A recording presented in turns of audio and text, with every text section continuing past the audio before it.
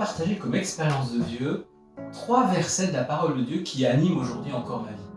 D'abord, je suis en 3e, je suis un jeune catholique du mouvement eucharistique des jeunes, j'aime beaucoup Jésus, j'essaye de témoigner de lui, et j'ai été marqué par cette parole de saint Paul, « Malheur à moi si je n'annonce pas l'évangile ». Je peux vous dire que vraiment, avec tous les jeunes du MEJ, on était vraiment heureux de pouvoir partager notre foi autour de nous. On voulait vraiment être des témoins et des disciples. Tellement témoins et disciples qu'un jour, je sens cet appel du Seigneur et j'y réponds. Je rentre au séminaire pour devenir prêtre.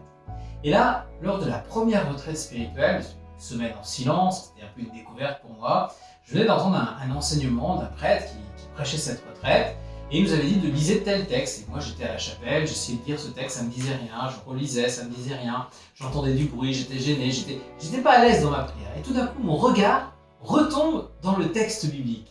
Et je lis « Tu es mon enfant bien-aimé, en toi j'ai mis tout mon amour ». Et je découvre que, en fin de compte, l'important n'était pas de dire « au Seigneur, t'as vu, je suis un mec bien, j'étais commercial, j'ai laissé mon boulot pour toi ». Non, c'était d'entendre que j'étais aimé de lui. Ça m'a bouleversé. Je me suis dit, si un jour je suis prêtre, eh bien ce sera pour dire simplement cela, que Dieu nous aime, que nous sommes ses enfants bien-aimés. Et vous voyez, encore aujourd'hui, près de 30 ans après, je vous le dis. Et puis il y a une 3e phrase. J'avais une 40aine d'années et on vient de me découvrir une maladie. J'ai un cancer et la seule solution, c'est une chirurgie radicale de me couper la jambe. Évidemment, vous imaginez un peu le stress, le drame dans ma vie. Quand on vous apprend ça, vous pensez que votre vie est terminée. Et me voilà parti entre de bonnes mains avec des médecins incroyables. Je vis des chimiothérapies et arrive la fameuse chirurgie radicale.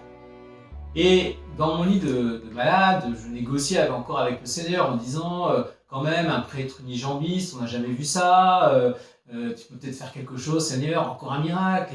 Et voilà.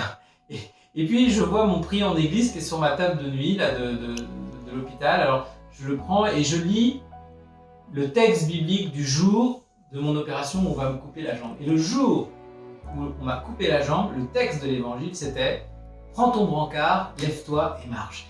Et là, j'ai été saisi d'une proximité du bon Dieu. J'ai senti vraiment cette proximité de Jésus qui vraiment ne me lâchait pas et qui serait toujours avec moi. Ça m'a donné une pêche incroyable, même avant qu'on me donne le petit cachet qui vous détend avant de descendre à la salle d'opération. Et je suis parti comme ça, confiant.